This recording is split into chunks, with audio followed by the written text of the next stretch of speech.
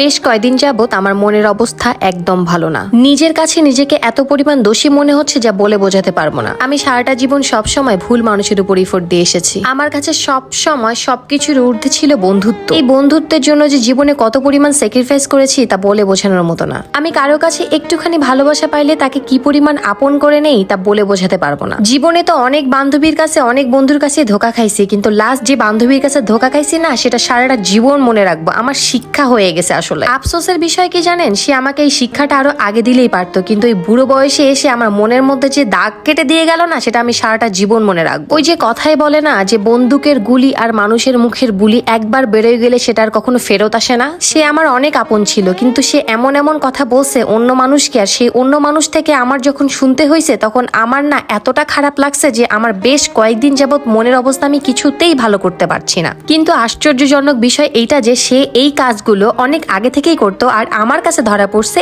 এই কিছুদিন আগে। তাও ধরা পড়তো না যদি একটা ইনসিডেন্ট না হয়ে যেত। সে তার যে দুই বান্ধবীর কাছে আমার নামে আর কিছু বান্ধবীর নামে কুটনামো করে বেড়াতো, তাদের দুই বান্ধবীর একজন আমার সাথে হঠাৎ করে একটা ভুল করে ফেলে। সে মেয়েটা তার ভুল বুঝতে পারে আর আমাকে সরি বলার জন্য আমাকে কল করে, আর কল করে তার সরি বলার পর এই বান্ধবীর পর্দা আমার সামনে ফাঁস করে দেয়। বেশ কিছুদিন আগে আমার খুবই খারাপ সময় যাচ্ছিল, আর সেই খারাপ সময়ে আমি এই বান্ধবীর সাথে সবচেয়ে বেশি মিশতাম। তো সেই সময়ে আমি আবেগে পড়ে অনেকটা আপন ভেবে আমার বেশ কিছু পার্সোনাল কথা আমি এই বেয়াদব কুটনির সাথে শেয়ার করে ফেলি। আমি মনে মনে তাকে আপন ভাবলেও সে আমাকে কখনো আপন ভাবতে পারেনি, কারণ সে যদি আমাকে আপন ভাবতো, আমি আমার দুঃখের সময় আবেগে পড়ে আপন ভেবে তাকে যে কথাগুলো বলেছি, সেই আমার কথাগুলো, আমার পার্সোনাল কথাগুলো অন্য কোথাও গিয়ে বলতে পারতো না। আমার খারাপ সময় মাঝে মাঝে আমাকে কল করে এই কুটনি বান্ধবী খোঁজ নেওয়ার চেষ্টা করতো, আর আমি মনে মনে ভাবতাম বাহ, মেয়েটা আমার আসলেই ভালো বান্ধবী, আমার কত খোঁজ খবর রাখে। কিন্তু আমার খোঁজ খবর নেওয়ার নাম করে আমার বিষয়ে তথ্য জেনে অন্যান্য গ্রুপের বান্ধবীদের সাথে শেয়ার করতে আর মজা নিত, এটা আমি কখনোই ভাবতে পারিনি যে সে এমনটা কখনো করতে পারে। যাকে আল্লাহ যা করে ভালোর জন্য করে। সে আরো আমাকে অনেক অপমানমূলক অনেক কথা বলছে, আমি ওগুলো ধরে রাখিনি, কিন্তু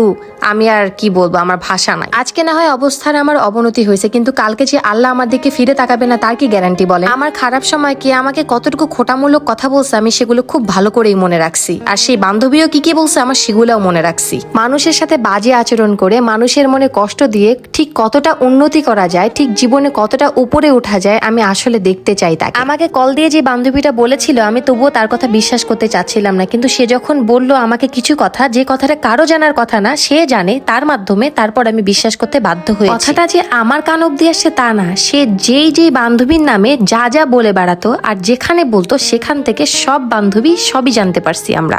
এটা একটা আল্লাহর কাছে লাখ লাখ শুকরিয়া আদায় করি। একটু দেরি করেই হোক, কিন্তু মুখোশ তো ফাঁস হইছে। এখন তোর সো কল্ড ভালো মানুষই কারে দেখাবি?